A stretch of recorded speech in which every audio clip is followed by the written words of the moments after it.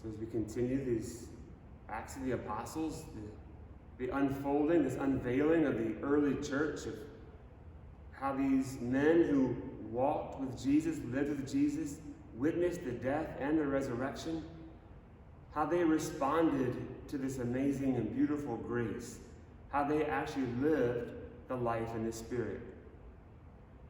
And so today we hear that the community was of one heart and mind, and no one claimed any possessions of his own. They had everything in common. Probably for us in our Western world, the economics, we kind of shudder at this because maybe we think about socialism or communism, and how dare the church speak of these things.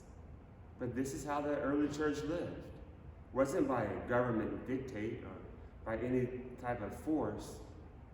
It was these men and women who had encountered the risen Jesus, and their life was changed. This is the effect of life in the Spirit. Now, there's no demand or dictate or commandment that says that we have to live this way, but we must live a different way. And this was the struggle that Nicodemus was having. He asks this very important question: how can this happen? When Jesus was explaining to him the reality of what takes place in a person when they're transformed by the Spirit, his response, his question was, how can this happen?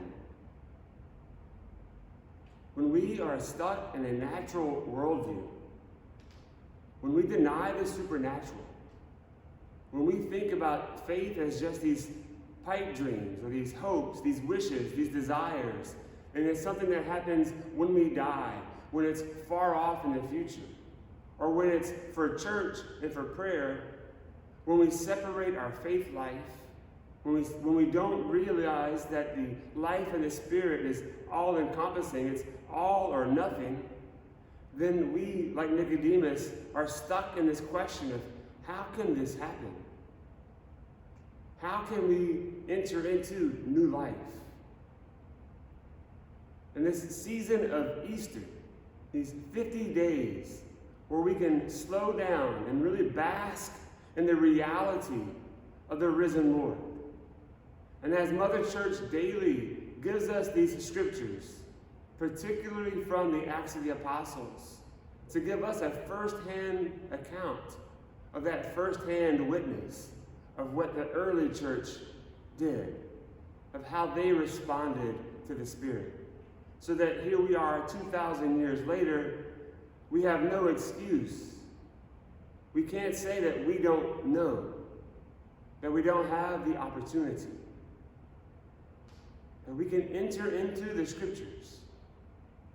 And by the power of the Holy Spirit, the very same Spirit that created everything, the very same Spirit that breathed the Scriptures, the Spirit that raised Jesus from the dead and raised each one of us out of the waters of baptism and brought us to new life, that same Spirit can reveal the truth hidden in the Scriptures for us, so that we can know what it means to live a life of radical discipleship. But if we choose to have our worldview formed by the news, by a very secular way of thinking, by a denial of the supernatural, by a denial of the necessity of the sacraments, a denial of a complete and radical transformation that's required of a disciple. If we think that we can just add on some faith to our life, then we're going to miss this. We're going to miss the great favor that was accorded to them all. That word favor, grace. This newness, this outpouring of the very life of God into his disciples, into the church. We're going to miss it. And like Nicodemus, how can this be? How can this happen? It won't make any sense to us. This life in the Spirit requires a surrender. And when we surrender to God, everything is changed. Everything is made new. We're in Acts chapter 4. We stopped at verse 37. And I think tomorrow we skip to chapter 5. But I encourage you to go and read this chapter 4 once again. And read the verses that follow our passage from today. Because here we heard about Barnabas, this son of encouragement. This man who sold everything and gave it to the church. Right after this is a story of a husband and wife who are invited, but they don't give everything. And we see the detrimental, the lethal effect it has in their life. A lot of us are walking around spiritually dead because we refuse, we're scared, we're afraid to give God everything. And until we do that, our life won't change. This season of Easter is a beautiful time for us to dive into the scriptures, to allow the reality of what happened in those first days and years after the death and resurrection of Jesus to animate and to illuminate our minds and our hearts, so that we, like that early community, can be of one heart and one mind.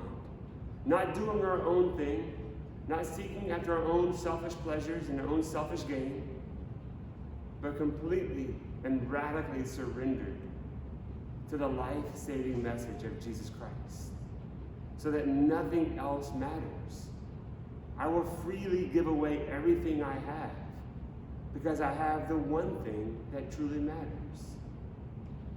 Let's pray for that grace today, to truly enter into these life-saving mysteries, to truly allow our hearts and our minds to be converted, to be transformed, to become true disciples, and to be willing to give up of everything